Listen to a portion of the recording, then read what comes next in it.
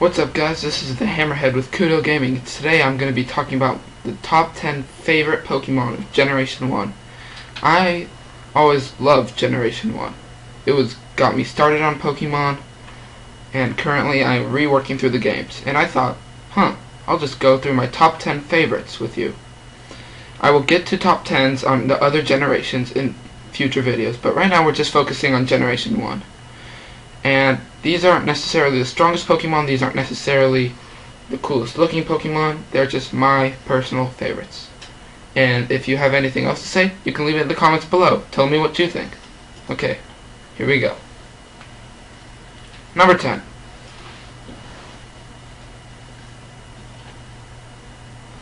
Number 10, we have Kabutops. When I was a young little Hammerhead, and I was playing Pokemon Fire Red, I remember getting offered these two fossils, and I just chose one at random without even looking.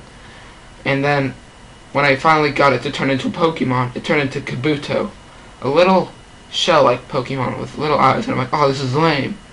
And after training it, because I'm like, hey, might as well evolve it to fill out my Pokedex, it evolved into this, Kabutops.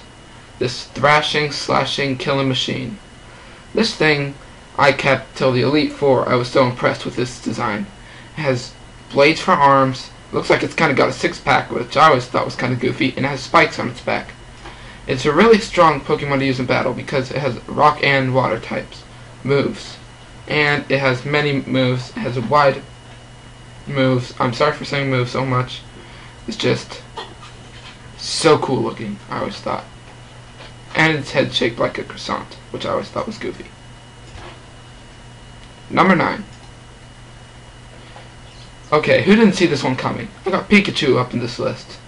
Yeah, he's not the strongest, he's not the coolest looking exactly, but he is the icon of the Pokemon series and brand.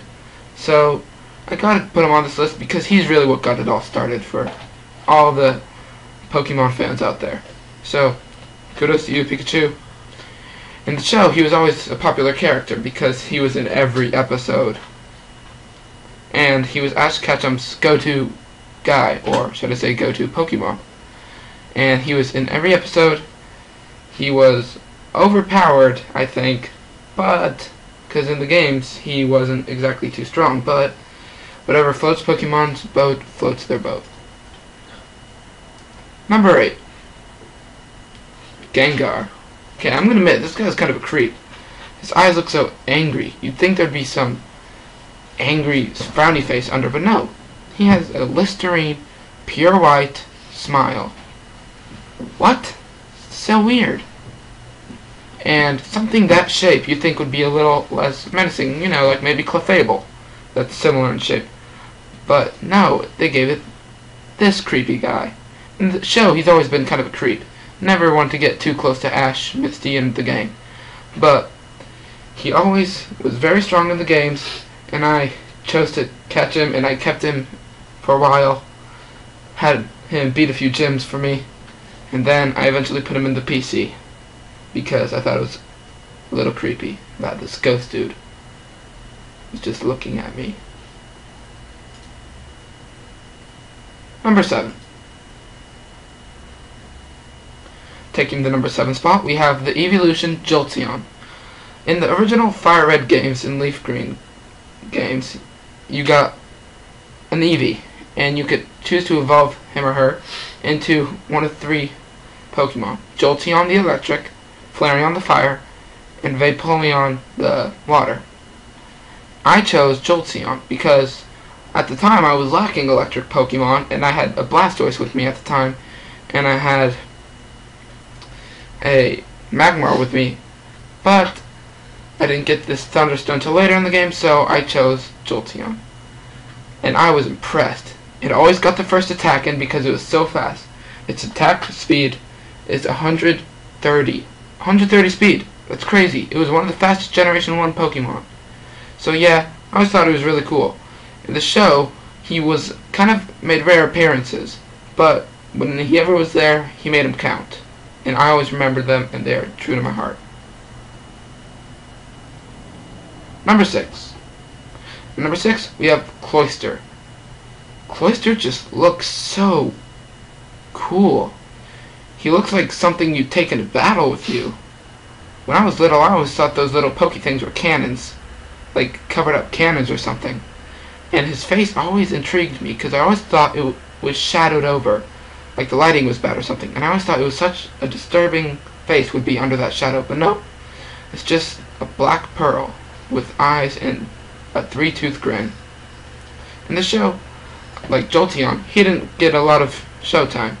But I always thought he was really cool because his design, purple was my favorite color at the time. He has super high defense. He was really tough to kill in the games. So yeah, he was awesome. Number 5, Snorlax. This guy is a goofball. He cracked me up as a kid. I remember this guy would not move out of the way for me to get into the next city. And eventually I found out a Pokeflute could. And I'm like, if you're kicking, punching, and biting and scratching at the Snorlax and it doesn't wake up and you play a song and he wakes up, that must be some weird, messed up song because obviously he must have some sensitive ears. But when you do wake up, this is what you get. He goes into action and he goes hard at you. He is such a strong Pokemon. His HP is so high, at 160. Man, it is hard to get this guy. But once you do, it'll be worth it because he is a strong teammate. And he will be there till the end. Normal types, pretty cool. He's one of the best normal types in my opinion of all the generations. So Snorlax, one of my faves. Number 4, Gyarados. I remember just little 5-year-old hammerhead going around in the water, fighting, beating up little Magikarps, leveling up my Pokemon, having a blast. Eventually, I ran into this. Oh my gosh, I felt bad for killing those Magikarps. This thing was probably the parent, waiting to destroy me. And it's so strong, so big looking. Looks like a Chinese dragon with the little mustache thing next to its lips. But I always thought it was really cool. He's got the whole snake thing looking. I don't even know. He's just always been one of my favorites. He's in the show a lot. He's just intimidating. Number 3, Mewtwo. Okay, before I get a lot of complaining about why didn't you choose Mew, I chose Mewtwo because he's the second form of Mew.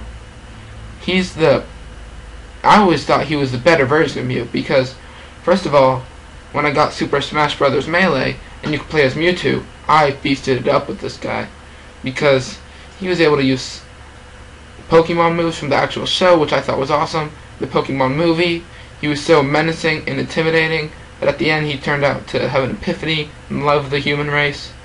And he was always one of my coolest. And he's purple / pink.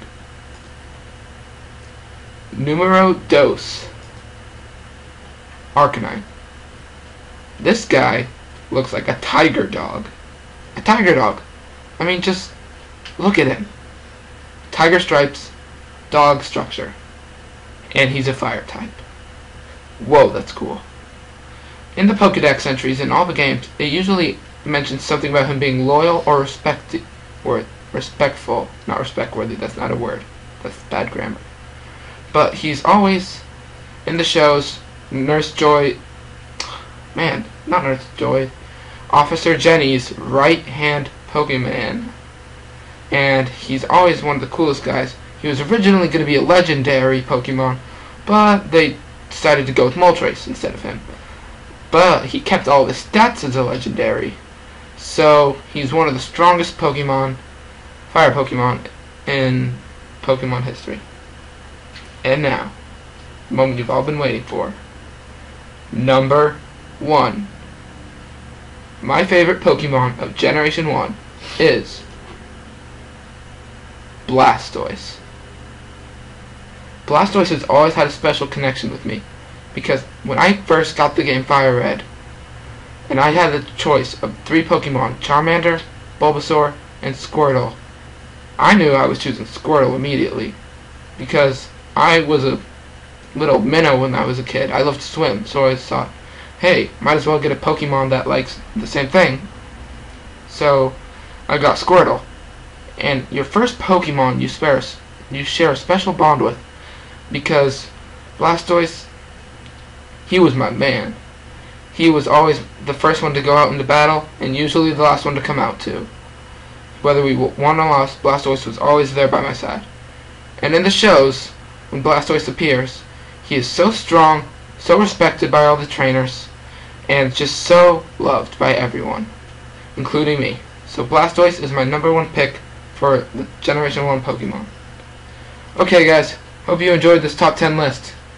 If you enjoyed, like and subscribe. There's a subscribe annotation next to the hammerhead whale's mouth. He's telling you, subscribe, or I will eat you in the face. Okay, peace off. Add to your favorites. Have fun. Be safe.